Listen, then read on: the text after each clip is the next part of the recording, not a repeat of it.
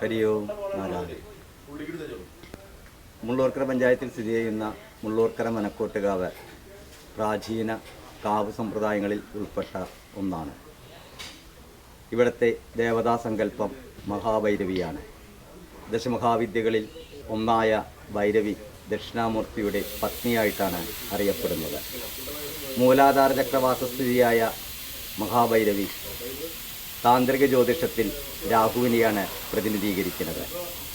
ഈ മനക്കോട്ടാവ് ക്ഷേത്രത്തിലെ ഭൈരവി സങ്കല്പത്തെക്കുറിച്ച് കാവിൻ്റെ ആചാര്യനായ ശ്രീ ബാലകൃഷ്ണൻ പൈ ബാലുസ്വാമി എന്നറിയപ്പെടുന്ന ആചാര്യൻ നമ്മളോട് അതിൻ്റെ തത്വത്തെക്കുറിച്ച് വിശദീകരിക്കുന്നതാണ്. എല്ലാവർക്കും നമസ്കാരം. ഇന്ന് എൻ്റെ ജീവിതത്തിൽ വളരെയധികം സന്തോഷമുള്ളൊരു ദിവസമാണ്. എന്ന് വെച്ച് കഴിഞ്ഞാൽ ഇന്ന് മനക്കോട്ടുകാവ് ഭഗവതിയുടെ ഒരു ചെറിയൊരു നവീകരണം ചെയ്ത് ആ പീഠത്തിനെ ഒന്ന് കുടിവെക്കാൻ നമുക്ക് സാധിച്ചു. എന്ന് വെച്ച് കഴിഞ്ഞാൽ ദേവിയുടെ ആ സ്ഥൂല ശരീരത്തിനെ ഒന്ന് തൊടാൻ ഈ മാംസനിബദ്ധമായിട്ടുള്ള കൈകൊണ്ട് സാധിക്കുക എന്ന് പറഞ്ഞാൽ അത് എന്താ പറയുക, അതിന് സന്തോഷിക്കുക എന്നതിന് പകരം അഹങ്കരിക്കുക എന്ന് പറയാം അതിനൊക്കെ. കാരണം ഈ മനുഷ്യ ജീവിതത്തിൽ നമ്മളെ കൊണ്ട് സാധ്യമായിരിക്കുന്ന നമ്മുടെ തപസ് കൊണ്ടും പുണ്യം കൊണ്ടും നമുക്ക് എന്തെങ്കിലും നേട്ടമുണ്ടായെന്ന് തോന്നിയിട്ടുള്ള ചില നിമിഷങ്ങൾ മാത്രമാണ് ഇവിടുത്തെ പ്രതിഷ്ഠയുടെ ആ മുഹൂർത്തം എന്ന് പറയുന്നത്. പുലർച്ചെ ഒരു 5:45 മുതലായിരുന്നു അതിൻ്റെ പ്രതിഷ്ഠാ സമയം കാര്യങ്ങളൊക്കെ. അപ്പോൾ അത് വളരെയധികം മാനസികമായിട്ട് അതിൻ്റെ അനുഭൂതിയിലും നിർവൃതിയിലൊക്കെയാണ് ഇപ്പോൾ നിലനിൽക്കുന്നത്. അപ്പോൾ അമ്മേനെക്കുറിച്ച് 2 വാക്ക് പറയാൻ ഇദ്ദേഹം എന്നെ പറഞ്ഞിരുന്നു. വളരെ സന്തോഷം. ആദ്യമായിട്ട് ഇദ്ദേഹത്തിനോട് ഞാൻ നന്ദി പറയാണ്. ക്യാമറ പിടിച്ചിരിക്കുന്ന ഇതിൻ്റെ എന്താ പറയുക ഇതിൻ്റെ ഉപജ്ഞാതാവുള്ള ഇദ്ദേഹത്തിന് വളരെ നന്ദി പറയുകയാണ്. കാരണം ക്ഷേത്രത്തെക്കുറിച്ച് കേരളത്തിലുള്ള താന്ത്രികമായിട്ടുള്ള ശാക്തേയമായിട്ടുള്ള കാവുകളെക്കുറിച്ചും ക്ഷേത്രത്തെക്കുറിച്ചും അദ്ദേഹം നടത്തുന്ന പഠനം, അദ്ദേഹം കാണിക്കുന്ന ഒരു എഫർട്ട്, അത് പ്രശംസനീയമാണ്. അദ്ദേഹത്തിനെ പോലുള്ള ആൾക്കാർ നമ്മുടെ സമൂഹത്തിന് ആവശ്യമുള്ളതാണ്. അപ്പോൾ എന്നിൽ ഇന്ന് നിക്ഷിപ്തമായിട്ടുള്ള ഒരു കാര്യം എന്ന് പറയുന്നത് ഭൈരവിയെക്കുറിച്ച് പറയുക. ഇവിടുത്തെ വിധാനം എന്താണെന്ന് കുറേ കാലം നമുക്ക് അറിഞ്ഞിരുന്നില്ല. ഒരു സാമാന്യം എല്ലാവർക്കും കൊണ്ടടക്കാൻ നമ്മളതിനൊരു ആധികാരികമായിട്ടുള്ള കാര്യങ്ങൾ നടന്നുകൊണ്ട് രാവിലെ വൈകിട്ട് നമ്മളതിനെ ശാക്തേയത്തിലേക്ക് പൂർണ്ണമായും മാറ്റി വാമാചാരപ്രകാരം ആ കർമ്മങ്ങൾ അനുഷ്ഠിക്കാൻ ആണ് പദ്ധതിയിട്ടിരിക്കുന്നത്. ഇനി ദേവിയുടെ കൃപയുണ്ടെങ്കിൽ നമുക്ക് തീർച്ചയായിട്ടും മുന്നോട്ട് പോകാൻ കഴിയും. അപ്പോൾ ഭൈരവി സാധന എന്ന് പറഞ്ഞാൽ ഗോകർണം മുതൽ കന്യാകുമാരി വരെ നീണ്ടു നിൽക്കുന്ന പരശുരാമ കൽപ്പിതമായിട്ടുള്ള ഒരു ശാസ്ത്രശാഖയാണ്. ഒരു കാലഘട്ടത്തിൽ നമ്മുടെ കേരളത്തിൻ്റെ കേരളം, ബംഗാൾ, കാശ്മീരം, ഇതിൽ 3 ദേശത്ത് അതിഗംഭീരമായ രീതിയിൽ പ്രൗഢമായ രീതിയിൽ ആചരിച്ചുകൊണ്ടിരുന്ന ഒരു ശക്തിയാണ് ശാക്തേയം എന്നുള്ളത്. മനുഷ്യൻ ആദിമ കാലഘട്ടത്തിൽ തൊട്ട് ഗോത്ര കാലഘട്ടം തൊട്ട് മനുഷ്യൻ ശക്തി ആരാധിച്ചിരുന്നു. അന്ന് മലകളെ ലിംഗങ്ങളായിട്ടും അതിൻ്റെ താഴ്വരകളെ യോനിയായിട്ടും ആചരിച്ച് ശിവശക്തി സമ്മേളനമായിട്ട് ആചരിച്ചിരുന്നു. കാലക്രമേണ പുരങ്ങൾ നിർമ്മിച്ച് നമ്മൾ നഗരങ്ങളിലേക്ക് മാറിയതിന് ശേഷം ആരാധനയ്ക്ക് മാറ്റം വരികയും സ്വാഭാവികമായിട്ടും കാവുകൾ രൂപപ്പെടുത്തുകയും കാവുകൾ സ്വാഭാവികമായിട്ടും ക്ഷേത്രങ്ങളായി മാറുക, അങ്ങനെ മാറി പ്രാകൃതമായിട്ടുള്ള അവസ്ഥയിൽ നിന്ന് പുരോഗമിച്ച് വരികയാണ്.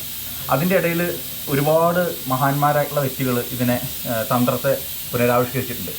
തന്ത്രം ഒരു ഗുരുവിൽ നിന്നും സ്വീകരിച്ച ശേഷം, ആഗമത്തെ സ്വീകരിച്ച ശേഷം നിഗമം എന്ന് പറയും. അതിന് താൻ പഠിച്ച വിദ്യയിൽ നിന്നും ഗുരുവിൽ നിന്ന വിദ്യയും തൻ്റെ അറിവും കൂടി സമന്വയിപ്പിച്ചിട്ട് ഗ്രന്ഥങ്ങൾ എഴുതി, പ്രമാണങ്ങൾ എഴുതി ഇതിനെ പുനരുപജീവിക്കുക.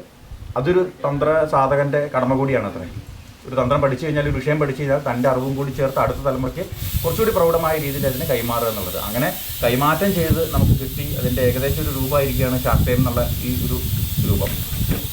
ഒരു കാലഘട്ടത്തിൽ നമ്മുടെ കേരളത്തിൽ ഇവിടെ മുള്ളൂർക്കര ദേശം ഭരിച്ചിരുന്ന നാട്ടുരാജാക്കന്മാരാൽ ആചരിക്കപ്പെട്ട ഒരു ഉപാസന പദ്ധതിയാണ് ഇവിടുത്തെ ഭൈരവി സാധന എന്ന് പറയുന്നത്. വളരെയധികം ഗുപ്തമാണ്. കാരണം അന്നത്തെ കാലത്ത് യുദ്ധങ്ങളിലും അതുപോലെ കലാപങ്ങളിലും പെട്ട് ഈ വിദ്യ ഒരുപാട് നശിച്ചു പോയിരുന്നു. അതൊക്കെ നമുക്ക് പിന്നെ വിദേശാധിപത്യം വരുന്ന സമയത്ത് ഇതിനൊന്നും യാതൊരു പ്രാധാന്യം കൊടുക്കുകയും പിന്നീട് വരുന്ന എന്താ പറയുക വിശ്വാസമില്ലാത്തൊരു തലമുറ ഇതിനെ കൊണ്ട് നടക്കാതെ ഗ്രന്ഥങ്ങൾ നശിപ്പിക്കുകയും ചെയ്തതിൻ്റെ പേരിൽ ഒരുപാട് അതിനെ ആവിഷ്കരിച്ച് പൂർണ്ണമാക്കുന്ന ഒരു സാധന പദ്ധതിയാണ്. അപ്പോൾ ഇതിൽ നമ്മൾ കൊണ്ടുനടക്കുന്നത് വാമാചാരം എന്നുള്ളൊരു ഭാവമാണ്. സാധാരണ നമ്മുടെ അഷ്ടചക്രങ്ങളെന്ന് പറയും മനുഷ്യ ശരീരത്തിൽ. ആ ചക്രങ്ങൾ അതിൻ്റെ ഒരു ഡയറക്ഷനിൽ കറങ്ങിക്കൊണ്ടിരിക്കുകയാണ്. ഇതിനെ വിപരീതമായ രീതിയിലൊന്ന് എന്താ പറയുക, മനുഷ്യൻ്റെ സങ്കല്പശക്തി കൊണ്ട് ഇതിനെ ഒന്ന് വിപരീതമായിട്ടൊന്ന് പ്രവർത്തിപ്പിച്ച് പെട്ടെന്നൊരു സമാധി അവസ്ഥയിലേക്ക് കൊണ്ടുവരാൻ ഈ വാമാചാര്യത്തിന് സാധിക്കും. അപ്പോൾ അതിന് ഉപയോഗിക്കുന്നത് പ്രധാനമായിട്ടും സമൂഹത്തിൽ ഏറ്റവും കൂടുതൽ ഭയപ്പെടുന്നതും വെറുക്കപ്പെടുന്നതായിട്ടുള്ള മദ്യം, മാംസം, അങ്ങനെയുള്ള എന്താ പറയുക, നമ്മൾ രഹസ്യമായിട്ട് കൊണ്ടുനടക്കാൻ ആഗ്രഹിക്കപ്പെടുന്ന 5 തരത്തിലുള്ള മകാരങ്ങൾ വെച്ചിട്ടാണ് ഇതിൻ്റെ പൂജാവിധികൾ. കാരണം ഒരു സമൂഹത്തെയും മനുഷ്യനെയും പൂർണ്ണമായിട്ടും നശിപ്പിക്കാൻ കഴിവുണ്ട് ഒരു മദ്യം അല്ലെങ്കിൽ ലഹരി വസ്തുക്കൾക്ക്. ഈ ലഹരി വസ്തുക്കൾ വളരെ രഹസ്യമായി എന്നാൽ വളരെയധികം മിതമായ രീതിയിൽ ഇതിനെ ഈ വാമാചാരത്തിൽ ഉപയോഗിക്കുന്നുണ്ട്. അത്രയും ധൈര്യവും ശൗര്യവും വീര്യമുള്ള ഒരു യഥാർത്ഥ സാധകന് മാത്രമാണ് ഈ വാമാചാരപ്രകാരം ഈ മകാരങ്ങൾ ഉപയോഗിക്കാനുള്ള അധികാരമുള്ളൂ. ജിതേന്ദ്രിയാണാം വിദുഷേ കൗളമാർഗ പതേൽ പതേൽ എന്ന് പറയുന്നത് മനസ്സ് ഉറപ്പിക്കാത്തൊരു വ്യക്തിക്ക് ഒരിക്കലും വാമാചാരം വിധിച്ചിട്ടില്ല, അഥവാ ഈ ശാക്തേയ വിധാനം വിധിച്ചിട്ടില്ല. അങ്ങനെയുള്ളവർക്ക് സാധാരണ അനുകൽപ്പം വെച്ചിട്ടുള്ള സാധാരണ ഇളനീരും പഴമൊക്കെ വെച്ചിട്ടുള്ള ഉപാസന മാത്രമേ വിധിച്ചിട്ടുള്ളൂ. നമ്മൾ എന്താ പറയുക, വളരെ മൂർച്ചയുടെ ആയുധം കൊണ്ടാണ് പ്രവർത്തിക്കുന്നതെന്ന് മനസ്സിലാക്കിക്കൊണ്ട് മാത്രമാണ് ഇവിടേക്ക് കടക്കാൻ പാടുള്ളൂ. ഈ മനക്കോട്ടുകാവ് എന്ന് പറയുന്നത് എന്താ പറയുക, ജനസമ്മതിയുള്ളൊരു സ്ഥലമാണെങ്കിലും പൊതുവേ ഇതിനൊരു തിരക്ക് കുറവുള്ള സ്ഥലമാണ്. അത് അങ്ങനെ തന്നെയാണ് വേണ്ടത്. കാരണം അമ്മയുടെ ഇച്ഛ തന്നെയാണ്. ഓടി വന്ന് കയറി വരേണ്ട സ്ഥലമൊന്നുമല്ല ഇത്. ഇന്ന് നമ്മൾ നാട്ടിലെ ഏറ്റവും കൂടുതൽ വലിയ ട്രെൻഡായി മാറിയിട്ടുണ്ട് നമ്മുടെ കുംഭമേള എന്ന് പറയുന്നത്. ഒരു കാലഘട്ടത്തിൽ ഭയത്തോടു കൂടി മാത്രമാണ് ആ ദേശത്ത് ആ സമയത്ത് ആൾക്കാർ പ്രവേശിച്ച് നശിക്കും. വാമാചാരം എന്നത് വളരെയധികം സമൂഹത്തിൽ തെറ്റായി ധരിക്കപ്പെട്ടിട്ടുള്ള ഒരു ആചരണമാണ്. കാരണം ഇത് തന്നെയാണ് അതിൻ്റെ ലഹരി വസ്തുക്കളും അതുപോലെ മാംസ മദ്യകൾ ഉപയോഗിച്ചിട്ടുള്ള പൂജകളെ കൊണ്ടാണ് അതങ്ങനെ വിചാരിച്ചുകൊണ്ടിരിക്കുന്നത്. അപ്പോൾ ഈ പൂജാവിധി എന്ന് പറയുന്നത് കേരളത്തിൻ്റെ അടിസ്ഥാനമായിരുന്നു. എന്ന് നമ്മൾ ഇതിൽ നിന്നും വ്യതിചലിച്ച് വൈദിക ആചരണത്തിലേക്ക് മാറിയോ അന്ന് മുതൽ നമ്മൾ ശക്തിഹീനരായിരിക്കുകയാണ്. ഇന്ന് ഏറ്റവും കൂടുതൽ കച്ചവടവൽക്കരിക്കപ്പെടുന്നതും തെറ്റിദ്ധരിക്കപ്പെടുന്നതുമായിട്ടുള്ള ഒരു വാക്കാണ് കുണ്ടലിനി. കുണ്ടലിനി ഉണർത്തിത്തരാം, 3 മാസം കൊണ്ട് കുണ്ടലിനി ഉണർത്തുന്ന എന്താ പറയുക ക്രിയാ പരിശീലനം അങ്ങനെയൊക്കെ പറയുന്നുണ്ട്. കുണ്ടലിനി ഉണരുക എന്ന് പറയുന്നത് അത്ര വലിയ കാര്യമൊന്നുമില്ല. അത് ഉണർന്നു കഴിഞ്ഞാൽ ഇത്രയും ആർക്ക് വേണം സാധിക്കുന്നതാണ്. ഉണർന്നതിന് ശേഷം നമ്മൾ എന്ത് ചെയ്യണം എന്നാണ് നമ്മൾ അറിയേണ്ടത്. കുണ്ടലിനി ഉണർന്നു, ഇനി എന്ത് ചെയ്യണം, അതാണ് നമ്മൾ അറിയാത്തത്. അത് ഉണർന്നു കഴിഞ്ഞാൽ ഭ്രാന്തനായി പോവുള്ളൂ. ഉണർന്ന ഈ ശക്തിയെ സമർപ്പിക്കാനൊരിടം വേണം. അത് ഭഗവതി അല്ലാതെ വേറെ ആരുമില്ല. ഒരു കാലഘട്ടത്തിൽ സ്ത്രീകളെ ഇവിടെ വളരെയധികം അടിച്ചമർത്തിയ ഒരു കാലഘട്ടം ഉണ്ടായിരുന്നു. നിയമങ്ങളെ കൊണ്ട് സ്ത്രീകളുടെ ശക്തികൾ അടിച്ചമർത്തിയ കാലഘട്ടം ഉണ്ടായിരുന്നു. ആ കാലഘട്ടത്തിൽ പോലും അതിശക്തന്മാരായിട്ടുള്ള പുരുഷന്മാർ ഒരു സ്ത്രീ ആരാധിക്കുന്നുണ്ടെങ്കിൽ അത് ഈ ശാക്തേയ വിധാനത്തിൽ മാത്രമാണ്, ഈ മാതൃഭാവത്തിൽ മാത്രമാണ്. നമ്മുടെ ശക്തി, നമ്മുടെ അഹങ്കാരം, നമ്മുടെ ബുദ്ധി, നമ്മുടെ വിവേകം ഇതെല്ലാം സമർപ്പിക്കാനൊരിടം മാത്രമാണ് നമ്മുടെ ഭഗവതി എന്ന് പറയുന്നത്. നമ്മൾ ആരാധിക്കുന്നത് നമ്മുടെ തന്നെ പ്രാണശക്തി തന്നെയാണ്. ഈ പ്രാണശക്തിയെ സമർപ്പിക്കാനൊരിടം വേണം. ഈ എല്ലാ തോടുകളും കനാലുകളും പുഴകളും ഒഴുകിച്ചേരാൻ ഒരു കടൽ വേണമെന്ന് പറഞ്ഞ പോലെ ആ കടലാണ് അത്രേ സത്യം പറഞ്ഞു കഴിഞ്ഞാൽ ഈ ഭൈരവി എന്ന് പറയുന്നത്.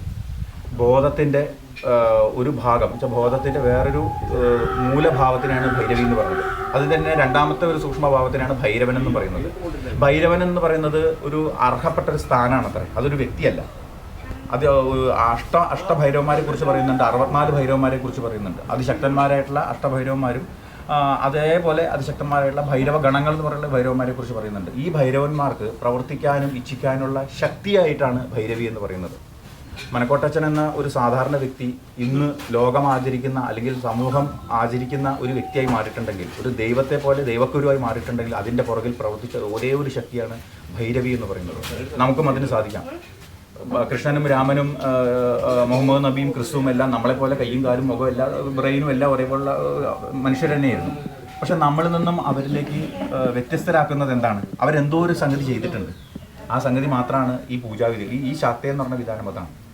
അപ്പോൾ ഭൈരവി എന്ന് പറയുന്നത് നമ്മളെ ഭൈരവനായിട്ട് ഉണർത്താൻ ഉള്ള ഒരു ശക്തി ആണ്. എനിക്ക് ഇപ്പം നിലവിൽ അത് മാത്രമേ പറയാൻ കഴിയുള്ളൂ. കാരണം ഇതിന് പറയാൻ പോയി കഴിഞ്ഞാൽ അനേകം സമയം വേണം. പിന്നെ എന്താ പറയുക, അർഹതപ്പെട്ട ആൾക്കാർക്ക് മാത്രമേ പറയാൻ പാടുള്ളൂ. അല്ലെങ്കിൽ ഇത് വെറുതെ വാചാടോപം മാത്രമേ കേൾക്കും. നിങ്ങളിങ്ങനെ കേൾക്കും, ഇങ്ങനെ വിടും, അത്രേ ഉണ്ടാവുള്ളൂ. പറഞ്ഞാൽ മനസ്സിലാവാത്തൊരു വിഷയം കൂടിയാണ് അത്ര. ഈ ഒരു കട്ടൻ ചായ കുടിച്ചിട്ട് സംസാരിക്കേണ്ട വിഷയമാണ് അത്ര, ഉറക്കം വരും. അതുകൊണ്ടാണ് ഞാനിങ്ങനെ എവിടെ തൊടാതെ ഇങ്ങനെ തൊട്ട് പോകുന്നത്. ഇത് കാണുന്ന നമ്മുടെ യുവതലമുറ അല്ലെങ്കിൽ ഇത് കാണുന്ന പ്രേക്ഷകരുണ്ടെങ്കിൽ അവരെ മനസ്സിലാക്കേണ്ടത്, അവർക്ക് എന്തെങ്കിലും അവയർനെസ് കിട്ടണം എന്നുള്ളൊരു നല്ല ഉദ്ദേശത്തോടു കൂടിയാണ് ഇത്രയെങ്കിലും ഞാൻ സംസാരിച്ചത്. അപ്പോൾ മനസ്സിലാക്കുക, ഒരു സാധകന്, ഒരു സാധാരണ വ്യക്തിക്ക് ഉയരണമെങ്കിൽ, ഒരു സാധാരണ വ്യക്തിക്ക് ഒരു ഈ ഇപ്പോൾ നിലനിൽക്കുന്ന സാമൂഹിക അന്തരീക്ഷത്തിൽ നിന്ന് ഉയർന്ന് ഒരു അമാനുഷിക തലത്തിൽ എത്തണമെങ്കിൽ ഒരു ശക്തിയുടെ ആവശ്യമുണ്ട്, ഒരു ഊന്നൽ നമുക്ക് കിട്ടണമെങ്കിൽ. അതാണ് യഥാർത്ഥത്തിൽ ഭൈരവി എന്ന് പറയുന്നത്. ഇന്ന് നമ്മുടെ മൂലശക്തിയായി ഇവിടെ ഇരിക്കുന്ന ആ ഭൈരവി, നമ്മുടെ മനക്കോട്ടുകാവിലെ ഭൈരവി എന്ന് പറഞ്ഞാൽ പരിപൂർണമായിട്ടുള്ള കാളി തത്വത്തിലാണ് ഇരിക്കുന്നത്. പരിപൂർണമായിട്ടുള്ള കാളിയാണ്. കാളിയിൽ അന്തർലീനമായിരിക്കുന്നത് കാമം, ക്രോധം. ഈ 2 ശക്തിയിലൂടെയാണ് ഇതിനെ കയറ്റി കൊണ്ടുവരുന്നത്, കാമത്തിലൂടെയും ക്രോധത്തിലൂടെയും.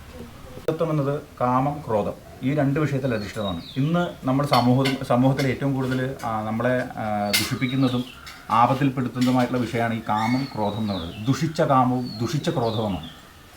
നമുക്ക് വേണ്ട സമയത്ത് ഇത് ആദിഭൗതികം, ആദിദൈവികം, ആധ്യാത്മികം, ഇതാണ് മനുഷ്യൻ്റെ ജീവിതം എന്ന് പറയുന്നത്. ആദിഭൗതികം എന്ന് പറഞ്ഞാൽ ആദിഭൗതികം എന്ന് പറയുന്ന വിഷയം ഒരു മനുഷ്യന് സമയത്തിന് വിവാഹം കഴിയുക, സമയത്തിന് സന്താനങ്ങൾ ഉണ്ടാവുക, സമയത്തിന് ജോലി കിട്ടുക, സമയത്തിന് വേണ്ട നല്ല നല്ല മാതാപിതാക്കളെ കിട്ടുക, നല്ല കുടുംബത്തിൽ ജനിക്കുക, വേണ്ട സമയത്ത് സമ്പത്തും ഐശ്വര്യവും ഉണ്ടാവുക, യൗവന കാലഘട്ടത്തിൽ ഇഷ്ടംപോലെ സമ്പാദ്യം ആവശ്യമുള്ള സമയത്തിൽ ഇതെല്ലാം സമയത്തിന് കിട്ടുക എന്നുള്ളൊരു വിഷയമാണ് ആദിഭൗതികം എന്ന് പറയുന്നത്. ഇതിലെന്തെങ്കിലും സ്വാഭാവികമായിട്ട് പ്രശ്നങ്ങളുണ്ടെങ്കിൽ ആദിഭൗതിക ദുഃഖം സംഭവിക്കുക. അതുപോലെ ആദിദൈവികം നല്ല വാസ്തു ചിട്ടപ്രകാരമുള്ള ഭൂമിയിൽ ജീവിക്കുക, പരദേവതയും കുടുംബദേവതയും ഗ്രാമദേവതയും ശുദ്ധമായിരിക്കുന്ന സ്ഥലത്ത് ജനിക്കുക, അതിൻ്റെ അനുഗ്രഹങ്ങൾ പ്രാപ്തമാവുക, ഇങ്ങനെയുള്ള കാര്യങ്ങൾ, നല്ലൊരു പരദേവത ഉണ്ടാവുക, നല്ലൊരു ഉപാസന ഉണ്ടാവുക, ഇതിനൊക്കെ ആദിദൈവികം എന്ന് പറയുന്നത്. ഇതിനെന്തെങ്കിലും കുഴപ്പം സംഭവിച്ചാൽ ആദിദൈവിക ദുഃഖം സംഭവിക്കുന്നത്. ഇത് രണ്ടും ശരിയായി കഴിഞ്ഞാൽ സ്വാഭാവികമായിട്ടും വ്യക്തി ആധ്യാത്മികതയിലേക്ക് പോകും. ഇന്ന് നമുക്ക് ദുഷിച്ച കാമം എന്ന് വെച്ച് കഴിഞ്ഞാൽ സമൂഹത്തിൽ എന്താ പറയുക, സ്ത്രീകൾക്ക് നേരെ ആക്രമണം നമ്മൾ ഉണ്ടാവുന്നുണ്ട്. പല വ്യക്തികളും അതിൻ്റെ പേരിൽ ആക്രമിക്കപ്പെടുന്നുണ്ട്, ജാതിയുടെ പേരിൽ എഴുത്തൽ വരുന്നുണ്ട്. ഇതെല്ലാം എന്ന് വെച്ച് കഴിഞ്ഞാൽ ആ കാമത്തിൽ നിന്നുണ്ടാകുന്ന ചില പ്രശ്നങ്ങളാണ് ഇത്ര. അപ്പോൾ കാമവും ക്രോധവും നമുക്ക് അത്യാവശ്യമുള്ള വിഷയമാണ്. കാമം ഉള്ളതുകൊണ്ടാണ് നമുക്ക് സാധാരണയായിട്ട് എന്താ പറയുക, കുടുംബജീവിതം നയിക്കുന്നതും നമ്മൾ സന്താനങ്ങൾ ഉണ്ടാകുന്നതും തലമുറ നിലനിൽക്കുന്നതും. ക്രോധമുള്ളത് കൊണ്ടാണ് നമ്മുടെ പറമ്പിലേക്ക് വേറെ ആൾ കാല് വയ്ക്കാത്തത്, നമ്മുടെ രാജ്യം വേറെ ആൾ ആക്രമിക്കാത്തത്. ഇവിടുത്തെ ഭരണാധികാരിയുടെ ക്രോധമല്ലേ നമ്മുടെ സംരക്ഷണം എന്ന് പറയുന്നത്.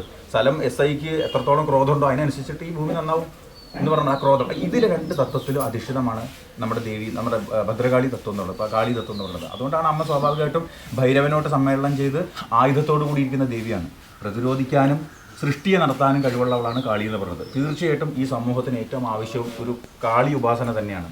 ഇന്ന് നമ്മൾ പുരാണങ്ങളിലായാലും ഇതിഹാസങ്ങളിലായാലും ചരിത്രത്തിൽ കാണുന്ന മഹാപുരുഷന്മാർ, ശിവജി മഹാരാജൻ, റാണാ പ്രതാപൻ, സ്വാമി വിവേകാനന്ദൻ, പരമഹംസർ, ശ്രീനാരായണ ഗുരുദേവൻ തുടങ്ങി അനേകം മഹാന്മാർ, ചട്ടമ്പി സ്വാമികൾ തുടങ്ങിയ അനേകം ഉപാസകന്മാരുണ്ട്, സാമൂഹ്യ പരിഷ്കർത്താക്കളുണ്ട്. അവരെല്ലാവരും അവരുടെ ചൈതന്യത്തിനും അവരുടെ ആ ഭീഷണാശക്തിക്കും ആധാരശിലയായിരിക്കുന്നത് കാളി തന്നെയാണ്. ഒരു തരത്തിലല്ലെങ്കിൽ മറ്റു തരത്തിൽ കാളി തന്നെയാണ്. ഇന്ന് നമ്മുടെ ദേശങ്ങളിലും ദേശരക്ഷകയായിട്ടും കുടുംബങ്ങളിൽ കുടുംബരക്ഷകയായിട്ട് ഇരിക്കുന്നത് കാളി തന്നെയാണ്. കാളിയുടെ ഉപാസന ഇല്ലാതെ ഇങ്ങോട്ട് നമുക്ക് മുന്നോട്ട് പോകാൻ സാധിക്കില്ല. കേരളം കാളിയുടെ മണ്ണാണ്, നമ്മളെല്ലാവരും കാളിയുടെ മക്കളുമാണ്. ഇത് നമുക്ക് നിഷേധിക്കാനാവില്ല. ഈ ഒരു ഉപാസന ഏതെങ്കിലും രീതിയിൽ നമ്മൾ ദിവസേന ചെയ്യാതെ നമുക്ക് മുന്നോട്ട് പോകാൻ ഒരിക്കലും സാധിക്കില്ല. അത് ഏത് മതസ്ഥനായിക്കോട്ടെ, ഏത് വിഭാഗത്തിൽപ്പെട്ട ആയിക്കോട്ടെ, സമുദായത്തിൽപ്പെട്ട ആളായിക്കോട്ടെ, കാളിയുടെ ഉപാസന ഇല്ലാതെ ദേശഭഗവതിയായിട്ടോ കുടുംബ ഭഗവതിയായിട്ടോ കാളി ഉപാസിക്കാൻ നമുക്ക് ഉപാസന മുന്നോട്ട് പോവില്ല. ഇന്ന് നമുക്ക് മനക്കോട്ടുകാവിൻ്റെ പരിസരത്തുള്ള ആൾക്കാരെല്ലാവരും അനുഗ്രഹീതരാണ്. കാരണം മനക്കോട്ടച്ഛനാൽ സൃഷ്ടിക്കപ്പെട്ട, അദ്ദേഹത്തിനാൽ ഉപാസിക്കപ്പെട്ട ഒരു ദേവി നമുക്ക് ഇവിടെ കിട്ടിയിട്ടുണ്ട്. ഇതിൻ്റെ ആ ശക്തി, ഇതിൻ്റെ സ്ഫുരണവും കൊണ്ട് ഈ ദേശത്തെ യുവാക്കൾക്കും സ്ത്രീകൾക്കും അതിശക്തന്മാരായിട്ട് മാറാവുന്നതാണ്. സമ്പത്ത്, ഐശ്വര്യം, ശൗര്യം, വീര്യം ഇതെല്ലാം ഈ ദേവിയിൽ നിന്ന് നമുക്ക് നേടാവുന്നതാണ്. അപ്പോൾ ഇങ്ങനെയുള്ള ക്ഷേത്ര സങ്കേതത്തെ നമ്മൾ ഉപയോഗപ്പെടുത്തി നമ്മുടെ നിത്യജീവിതം, നമ്മുടെ യഥാർത്ഥ ജീവിതം എന്ന് പറയുന്നത്, ജീവനെന്ന് പറയുന്നത് യഥാർത്ഥത്തിൽ ഉപാസന തന്നെയാണ്. ബാക്കി നമ്മൾ ജീവിക്കാൻ വേണ്ടി കാണിക്കുന്ന നമ്മുടെ ജോലി, കാര്യങ്ങൾ, തൊഴിൽ, മാതാപിതാക്കൾ, അങ്ങനെയുള്ള കുടുംബജീവിതങ്ങൾ, സാമൂഹിക ജീവിതങ്ങൾ ഉപജീവനം മാത്രമാണ്. രണ്ട് ജീവനുണ്ട് അത്ര, ജീവനവും ഉപജീവനവും. യഥാർത്ഥ ജീവനം നമ്മുടെ സാധന തന്നെയാണ്. അപ്പോൾ നമ്മൾ സ്വാഭാവികമായിട്ടും മെല്ലെ ജീവിതം മുന്നോട്ട് കൊണ്ടുവരുന്നതിനൊപ്പം ഇതുപോലുള്ള സാധനങ്ങൾ മുന്നോട്ട് കൊണ്ടുവരേണ്ടതാണ്.